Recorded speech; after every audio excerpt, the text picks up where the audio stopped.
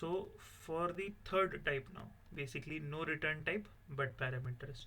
Now in this section basically what we will be having is, let me just type it a little bit quickly. The syntax basically will be there.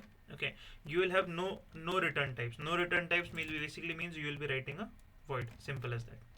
Okay, let me just increase the size a bit. Yeah. Okay, fine. So when you have no return type, basically you will be writing a void. Okay, then you have a function name. Suppose I'll name it, suppose a function underscore 3. Okay, and you will have parameters. Now parameters will come under this one, come inside this section, inside the round brackets. Now then again I have written parameters in bracket as basically it can have one parameters or it can have more than one parameters. Okay, so if it doesn't have any parameter, it will come under no parameters, right? Okay, so if it might have one, it might have two, it might have three parameters, it might have 10 parameters, we are not sure, right? But then again we can create our own functions accordingly. Suppose say I'll create a function with two parameters. Okay, it has basically two parameters. I'll give a space just to kind of isolate it. Okay, fine. And we have a round brackets inside, we have a curly brackets. Inside a curly brackets we'll have a statements. Okay, fine. Now we are writing void at the beginning. That means we are doing the processing and the output part over here, but the input which is there, that will be coming to us from these parameters now. Okay, so now just a simple kind of thing I can say. Okay, fine. So when we are dealing with, okay, when we are dealing with only processing and output. Okay, that time we'll be using this third kind of type. Okay, because the input which is there, that will be given to us by someone else. Okay, that will come inside these brackets basically. Okay, fine.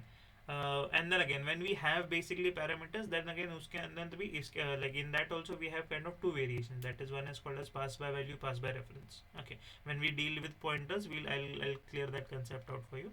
But then again in the third type, just remember we are only dealing with the processing part and the output part, because input part we are getting from somewhere else.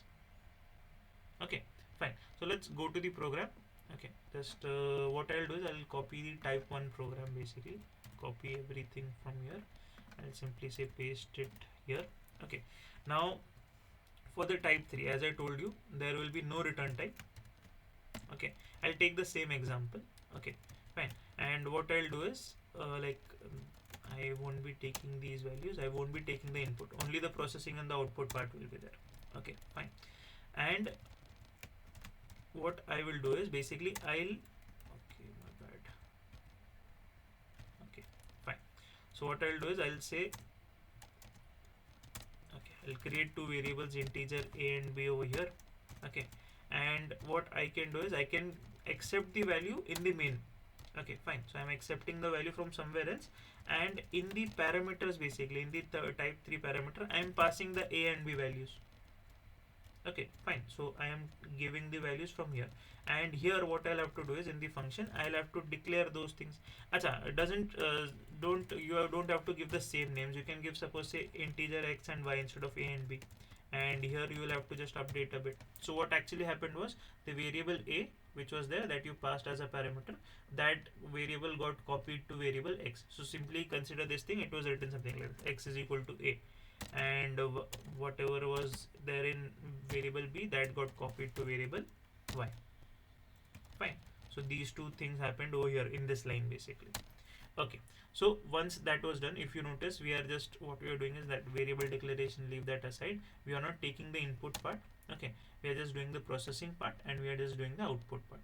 Okay, so this is kind of your third type of functions basically, you can say. I'll just simply save it.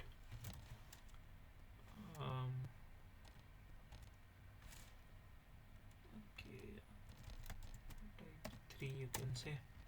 Okay, so if I just say compile this code, 0 error 0 warnings. Now when I run this code, okay, now you can see the numbers are getting, like the user is like being asked for the first number and the second number. That is not inside the function, that is over here now inside the main. So let's give some values. Suppose I'll give say 12 and suppose say 10. Okay, fine. So those values got fetched from here. Okay, now that those values are being passed to the function as a parameter now.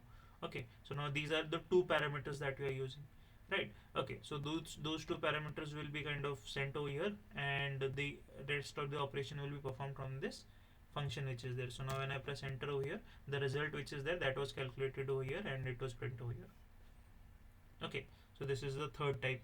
Okay, where you have a parameters basically. Now you can have only one parameter. Suppose I create a function for squaring a square root, finding the square.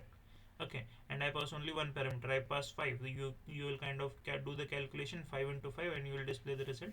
Square is 25. Right? Okay, so this is kind of your third type.